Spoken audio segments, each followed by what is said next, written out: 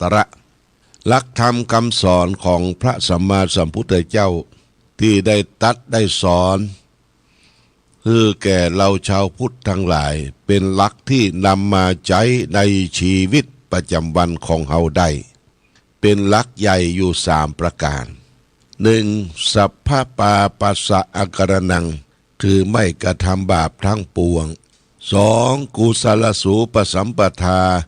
การทำกุศลคือคุณงามความดีให้ถึงพร้อม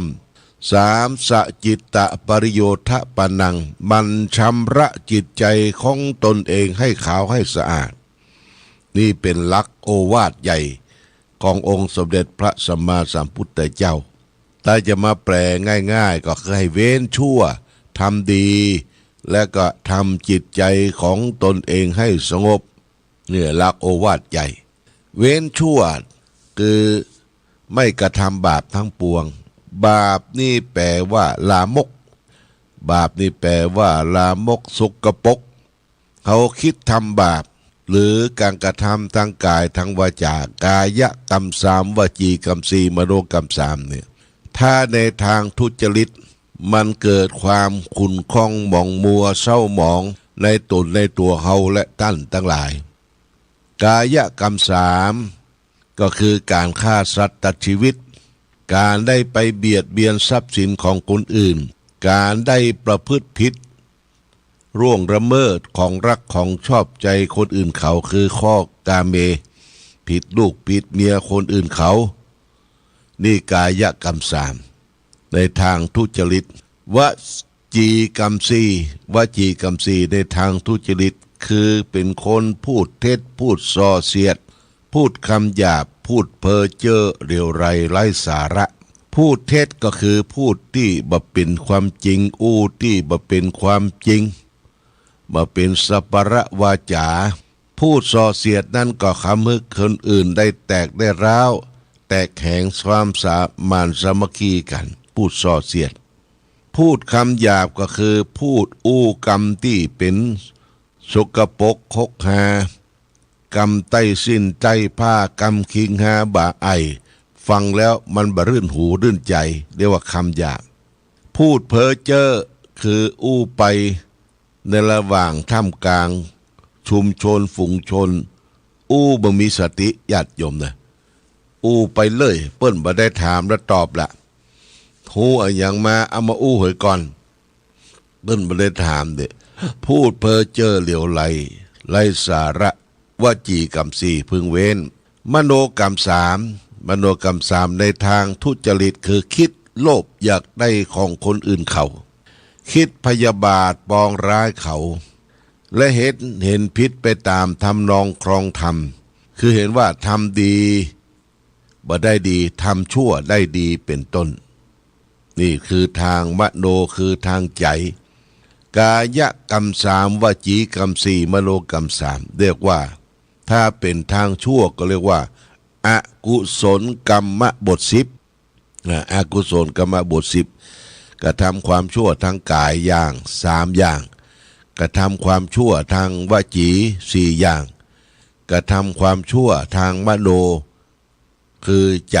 3ประการ3อย่างนี่เรียกว่าทางทุจริตถ้าเป็นทางสุจริตเรียกว่ากรรมกุศลกรรมบท10คือทางสุจริตก็คือเว้นจากการความชั่วทางกายทางวาจาและทางใจทางวาจาก็ทางชั่วทางกายคือบาฆ่าสัตว์ตัดชีวิตเบียดเบียนสัตว์เล็กสัตว์น้อยบาข่มเหงคะนึงร้ายซึ่งกันและกันบาคิดละโมบโยบโลภอยากได้ของคนอื่นเขาบาคิดพยาบาทปองร้ายเขาแล้วก็เห็นชอบไปตามทำนองครองธรรมคือว่าทำดีย่อมได้ดีทำชั่วย่อมได้ชั่วนี่คือทางกายกรรม3แล้วก็เว้นจากการดื่มของที่เป็นสิ่งเสพติดมึนเมามีสุรายาเมามียาทุกเป็นต้นเนี่ยกายกรรม3วจีกรรม4นั่นก็คือไทยทาง สุจริตก็คือเว้นจากการพูดเท็จเว้นจากการพูดส่อเสียดเว้นจากการพูดคำหยาบและเว้นจากการพูดเพ้อเจ้อเร็วไรไร้สาระนี่ทางวจีมโนวจีกรรมคือเว้นจากวจีในทางทุจริตคือประกอบวจีสุจริตมโนทุจริตคือเว้นจากสิ่งที่กระทำความชั่วทางในจิตในใจคือบักคิดโลภอยากได้ของไผ่บักคิดพยาบาทปองร้ายไผ่และเห็นชอบไปตามทำลองครองธรรมคือเห็นว่าทำดีย่อมได้ดีทำชั่วย่อมได้ชั่วนี้เป็นหลักของสัจธรรมท่านทั้งหลายทำดีย่อมได้ดีทำชั่วย่อมได้ชั่วนี่ก็จะอธิบายญาติโยมท่านทั้งหลายได้ฟังบางคนอาจจะคิดค้านในใจบางท่านบางคนทำชั่วเปิ้นอย่างได้ดีเฮาเอาความดีนั่นน่ะมาเป็นทรัพย์สินเงินทองเข้าของสมบัติพัสถานมีหอเฮือนเดินดาวมีรถยนต์มีอย่างทุกสิ่งทุกอย่างเฮาถือว่าเป็นความดีแต่หลักสัจธรรมของพระสัมมาสัมพุทธเจ้าทำชั่วย่อมได้ชั่วคือเรื่องความชั่วเนี่ยมันเกิดจากจิตจากใจเฮาก่อนใจนี่เป็นประธานนะใจเป็นนายกายเป็นบ่าวเท่าชั่วทางใจและญาติโยมนะมันก็ชั่วไปหมดกายก็ชั่ววาจาก็ชั่วเพราะว่าใจเป็นประธานใจเป็นใหญ่ที่เฮาเข้าใจผิดคิดว่าคนทำชั่วได้ดีเช่นว่าการขายของผิดกฎหมายบ้านกฎหมายเมืองการขายยาเสพติดทำร้ายเยาวชนชาติเปิ้นอย่างมาล่ำมารวยเนี่ยอย่างมาร่ำมารวยและการขายยาพิษงวนสารการขายสัตว์เดรัจฉานเอามาฆ่าเป็นสัตว์ที่ฆ่าเอามาเพื่อบริโภคสัตว์ที่มีชีวิตการขายมนุษย์การขายอาวุธเหล่านี้มันเป็นมิจฉาวานิชาเป็นจะได้เปิ้นรวยเขาก็เอาความรวยนะว่ามาเป็นความดีความดีคนนั้นมีหน้ามีตาในสังคมไปที่ไหนก็คนยกย่องเทิดทูนเป็นหลักที่ผิดนะหลักที่ผิดธรรมคำสอนขององค์พระสัมมาสัมพุทธเจ้าพระพุทธเจ้าว่าทำดีได้ดีได้ที่ใจเฮาก่อนนะญาติโยมนะใจเฮาเนี่ยถึงแม้ว่าเฮาจะทุกข์จะยากจะลำบากยากกั้นแต่ใจเฮาดีนะทำบุญสะสมไปทีละเล็กละน้อยมันก็เป็นบุญสะสมไปเหมือนกับเม็ดฝนตกทีละหยาดยังเต็มอ่างเต็มภาชนะชั้นใดก็ชั้นนั้นเฮาบ่ต้องไปเอียงไปเอาเปิ้นมาเปรียบเทียบบ่ต้องไปกู้หนี้ยืมสินคนนั่นคนนี้มาเอามาเชิดหน้าชูตาทำบุญสุนทานมันไม่ใช่ความสุขที่แท้จริงเพราะฉะนั้นบุญเนี่ยที่เฮาสั่งสมไว้ญาติโยมจะไปน้อยเนื้อต่ำใจว่าเฮาทำเล็กทำน้อยกลัวได้บุญน้อยก้อยทำเปลี่ยนไปวันนี้เอาเรื่องของว่าผู้มีปัญญานะญาติโยมนะผู้มีปัญญาว่าด้วยปัญญาอันประเสริฐผู้โดยมีปัญญาคนเฮาอยู่ที่ไหนต้องใจปัญญามีปัญญาเหมือนมีทรัพย์อยู่นับแสนมีปัญญาและทรัพย์อื่นไม่คลาดแคลนปัญญาเนี่ยเหมือนกับทรัพย์แสนโกฏโทษไม่มีพระพุทธเจ้าตรัสไว้ในพระไตรปิฎกสิริมันทชาดกวีสตินิบาตคุตตกนิกายชาตกนิบาตเล่มที่27หน้า2304พระพุทธเจ้าได้ตรัสไว้ในพระไตรปิฎกนะได้กล่าวว่าปัญโยวสัยโยนะยะสัสสิภาโรคนมีปัญญาย่อมประเสริฐกว่าคนโง่ถึงจะมียศศักดิ์จะประเสริฐอะไรเปิ้นก็เปรียบเทียบเปรียบเปยว่าคนมีปัญญาเนี่ยญาติโยมประเสริฐกว่าที่คนมีเข้าของเงินทองยศถาบรรดาศักดิ์ นะที่ยังมีความเขลาที่ยังบ่มีฉลาดนะเพราะฉะนั้นคนที่ประเสริฐสุดนั่นก็คือเนี่ยอย่างฮื้อใจปัญญาจะฮื้อทานก็ต้องใจปัญญาจะรักษาศีลก็ใจปัญญาจะเจริญภาวนาก็ใจปัญญามีปัญญาแหละเหมือนกับดาบที่คมกริบต่อสู้กับกิเลสต่อสู้กับทุกสิ่งทุกอย่างเป็นการเดินทางนำทางปัญญาเป็นแสงสว่างพระอาทิตย์ส่องแสงในเวลากลางวันพระจันทร์ส่องแสงในเวลากลางคืนส่วนปัญญาส่องแสงทั้งกลางวันและกลางคืนนะญาติโยมนะมันเสาะแสวงหาปัญญามันสดับรับฟังมันศึกมันษามันพร่ำมันเพียรมันเรียนศึกษามีปัญญาไปในบ่อดบักกั้นบ่ลำบากเฮาทุกท่านทุกคนถึงวันเฮาก็ต้องใช้ปัญญาคิดพิจารณาการดำเนินชีวิตของเฮาเรื่องการสร้างสมคุณงามความดีหรือเรื่องของทรัพย์สินเงินทองมันขาดทุนจะได้มันได้กำไรจะได้เฮาต้องคิดพิจารณาเพื่อจะได้ทำสืบสานต่อไปนี่ปัญญาเป็นเรื่องสำคัญอย่างยิ่งมีปัญญาเนี่ยมีอย่างทุกสิ่งทุกอย่างก็จะรอบรู้ฮู้นั้นเนี่ยอย่างฮือใจปัญญาก้อยทำเฝ้าจะไปฟังเนี่ยญาติโยมนะเนี่ยอย่างจะไปให้มันกระทบกระทั่งกระเทียนกันถึงวันนี้เฮาได้ทราบข่าวได้ยินข่าวโอ้คนฆ่าฟันบั่นแต่งปันวัยรุ่นหนุ่มสาวเอาปืนเอาอย่างเอาระเบิดปิงปองมาถล่มกันเปิ้นมีงานอย่างทางภาคอีสานเนี่ยเปิ้นมีงานรื่นเริงบันเทิงที่เปิ้นมีหมอลำมีอย่างเปิ้นกำลังม่วนกันโอ้มาตีกันเอาระเบิดใส่กันมันอย่างบะลวกเนาะบะลวกคนอย่างนี้ต้องจับญาติโยมถ้าจับนี่มันต้องมีปุ้นเอาไว้ปล่อยเกาะมีเกาะสักเกาะหนึ่งในประเทศไทยเนี่ยนะ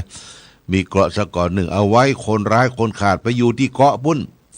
แต่ก่อนเขาได้ยินว่าเกาะนรกตะรูเตาเนี่ยเป็นเกาะที่เปิดไปขังคนหายคนขาดต้องจะไปอยู่เกาะบ่ฮื้อหันบ่ฮื้ออยู่กับสังคมญาติโยมนะสังคมคนไหนกล้ายากินยาไปอยู่เกาะปุ้นเกาะนี้อาจจะมีแค่เกาะหนึ่งเป็นเกาะนรกเป็นเกาะคุกเกาะตารางต้องไปอยู่เกาะกลางน้ำนะญาติโยมไปไหนก็บ่ได้ละนะสังคมเฮาจะเป็นปกติสุขญาติโยมสังคมเมืองไทยเป็นเมืองพุทธเป็นเมืองพุทธศาสนาเฮานับถือพระพุทธพระธรรมพระสงฆ์เป็นสาระเป็นที่พึ่งสืบกันมาเพราะฉะนั้นขอให้ได้สังวรพึงระวัง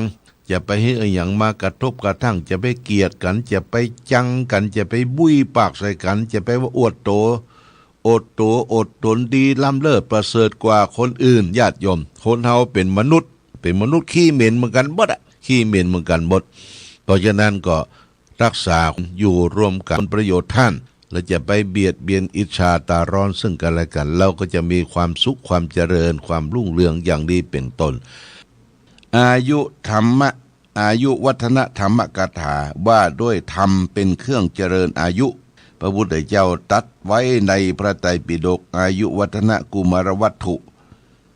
สหัสวรรคคุตตกนิกายธรรมปฐกถา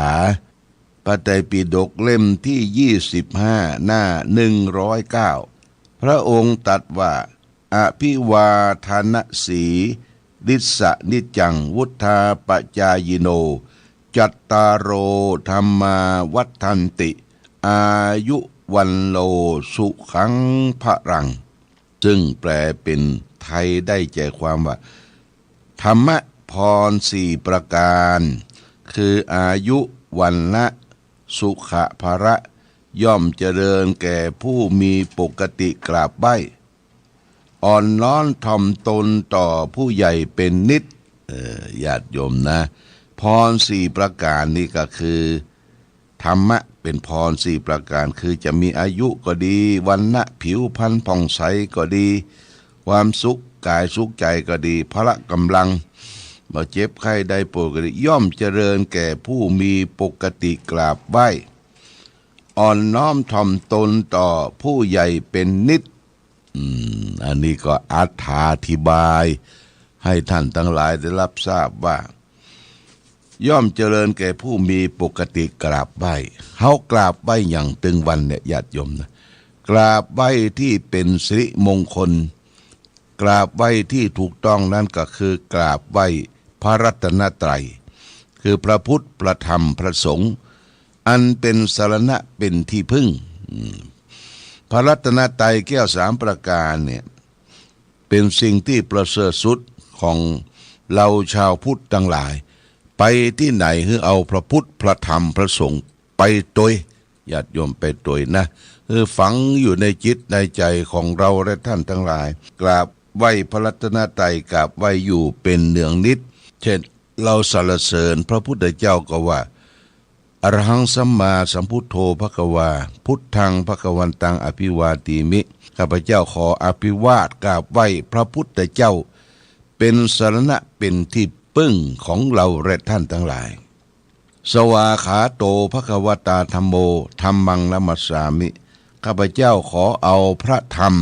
เป็นสรณะเป็นที่พึ่งของเราและท่านทั้งหลายรัตนะที่สองรัตนะที่สามสุปฏิปันโนภควโตสาวกสังโฆข้าพเจ้าขอเอาพระสงฆ์ผู้ปฏิบัติดีปฏิบัติชอบเป็นสรณะเป็นที่พึ่งของเราทั้งหลายเนี่ยเมื่อเราเอาพระพุทธพระธรรมพระสงฆ์เป็นสรณะเป็นที่พึ่งแล้วก็ประพฤติตนอ่อนน้อมถ่อมตนอ่อนน้อมถ่อมตนต่อผู้ใหญ่เป็นเนืองนิดเขาเป็นผู้น้อยญาติโยมผู้น้อยผู้เข้ามาสู่ในการศึกษาพระธรรมคำสอนใหม่อย่างตุใหม่บวชใหม่เน้นใหม่ญาติโยมเข้าวัดเข้าวาใหม่อย่างที่ยังบ่เข้าที่เข้าตางก็รู้จักอ่อนน้อมถ่อมตนต่อผู้ใหญ่ตามปกติเนืองนิดจาคารเพาะสนอโสดเคารพนอบน้อม อันเนี้ยคือจะเกิดมีเป็นอายุวัฒนธรรมกถาเป็นผู้ปฏิบัติธรรมจะได้พรสี่ประการคือมีอายุมั่นควรยืน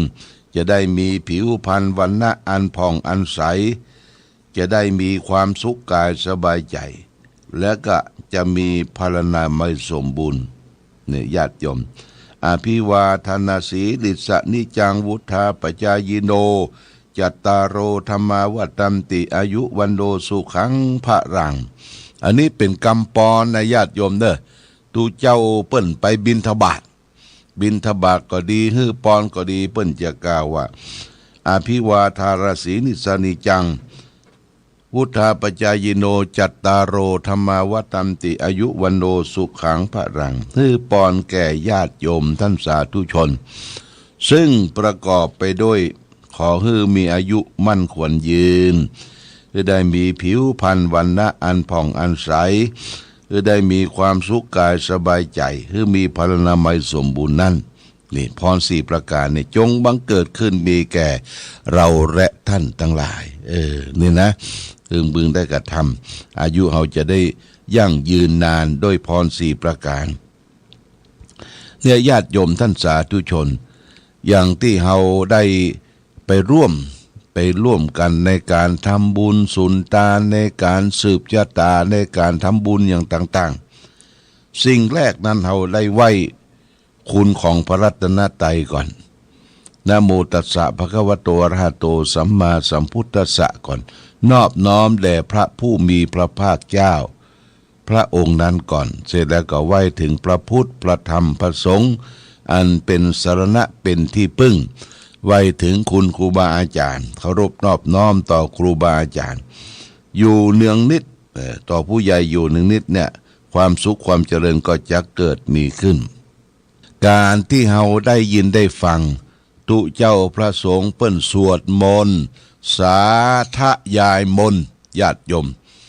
สวดมนต์สาธยายมนต์เนี่ยเป็นเสียงธรรมะที่เฮาได้ฟังแล้วลื่นหูลื่นใจลื่นหูชื่นใจเสียงธรรมะนี่มันจุ่มมันเย็นญาติโยมอย่างในบ้านในจองเฮามีวิทยุเหี่ยเครื่องนึงสแตนบายไว้ สแตนบายไว้ก็หมายก็ว่าเฮาบ่หมุนขึ้นไปทางใดพอถึงเวลา5 โมง 6 โมงนี่ทางวิทยุชุมชนคณะสงฆ์อำเภอฝางเขาก็จะรีเลย์ละเปิดขึ้นรีเลย์จากขึ้นสีขาว6 โมงเจ้านี่ก็จะเปิดธรรมะสวดธรรมะแปรทำวัดเจ้าแก่ศรัทธาญาติโยมแล้วก็ถ่ายทอดข่าวสารต่างงานต่างๆถ้า7 โมงเกิงนี่หลวงพ่อก็จะต้องเข้ามาที่สถานี7 โมงเกิงถึง8 โมงได้มาอู้สดๆอย่างวันนี้มาอู้สดๆญาติโยมท่านสาธุชนทั้งหลายได้รับทราบรับฟังตลอดทั้งวันก็เปิดสแตนบายญาติโยมท่านทั้งหลายได้ฟังธรรมะจากมหาองค์นั้นองค์นี้จากตนนั้นตนนี้อย่างเช่นท่านมหาบุญช่วยนะมหาบุญช่วยอยู่กรุงเทพปุ่นน่ะญาติโยมนะเปิ้นมีประสบการณ์เผยแผ่ธรรมะเปิ้นอัดเป็นเสียงธรรมะก็เอามาเผยแผ่ให้แก่ศรัทธาญาติโยมได้ฟังและ18 นาฬิกาตอนเย็นเขาก็มีการเปิดธรรมะเรียกว่าสวดมนต์แปรภาคตอนเย็นญาติโยมทั้งหลายได้ฟังถ้าถึงวันศุกร์20 นาฬิกา8 โมงบ่แลงหลวงพ่อก็เข้ามาก่อนเข้ามาอู้จาในประมาณชั่วโมงเก่งเขาก็เปิดรายการเทศธรรมไว้เทศธรรมเมืองธรรมอย่างต่างๆเอามาให้ญาติโยมท่านสาธุชนได้สดับรับฟังเสียงธรรมเป็นเสียงสวรรค์นะญาติโยมเสียงโสดโยโกห้องเสียงมองต่ำเข้าเสียงตู้เจ้าเทศธรรมเสียงก้องเสียงกล่องเสียงมองต่ำเข้าเสียงตู้เจ้าเทศธรรมอันนี้เป็นเสียงสวรรค์เป็นเสียงธรรมชาติแต่ก่อนที่เขาอยู่บ้านอยู่จองได้ยินเปิ้นแห่ก้องแห่กองแห่มองดังพ่อแม่พี่น้องคนไตนี่เปิ้นอพยพมาจากเมืองพม่าเมืองต่างๆมาอยู่เมืองไทยเปิ้นเอาก้องเอามองมาโดยวันดีคืนดีวันพระวันศีลค่ำมาง่อมห้องกันมาแห่ก้องแห่กองแห่มองนึกถึงขี้เก่าขี้หลังนึกถึงที่มีวัดมีวาเคยกินเคยทาน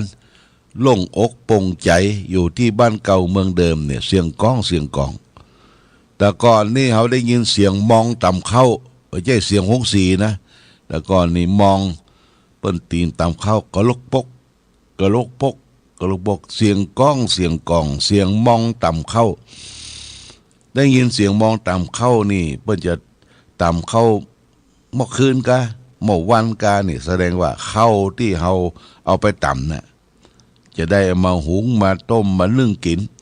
ข้าวต่ำนี่ดีกว่าข้าวสีนะญาติโยมนะดีกว่าข้าวสีเพราะว่าข้าวเป็นข้าวกล้องข้าวมีวิตามินแต่ก่อนนี่คนมันต้องไปกินยาอย่างละอะกินข้าวที่มีกินข้าวบดายก็ได้นะกินข้าวบดายกระลึงกระล่างโอ้ตัวยุงตัวสูงตัวใหญ่กินข้าวต่ำเนี่ยกินข้าวต่ำเสียงก้องเสียงกล่องเสียงมองต่ำเข้าและเสียงตู้เจ้าเทศธรรมเสียงตู้เจ้าเทศธรรมแต่ก่อนนี้เขาเดินกายวัดวาอารามวันพระวันศีลเสียงพระน้อยเสียงตู้เจ้าเทศธรรมบนวิหารโล่งมันเป็นเสียงสวรรค์เป็นเสียงธรรมะแต่ปัจจุบันนี่เขาบ่ต้องไปวัดละญาติโยมซื้อวิทยุเหี่ยเครื่องนะซื้อวิทยุเหี่ยเครื่องก็ตั้งเปิดในคลื่นไว้ว่าอย่างคลื่น 100.25 นี่ FM ของวัดพระบาทอุดมเนี่ยเปิดสแตนบายไว้เขาก็จะมีธรรมะอย่างสอดแทรกไปโดยเป็นธรรมะที่เปิดแล้วฟังลื่นหูสบายใจ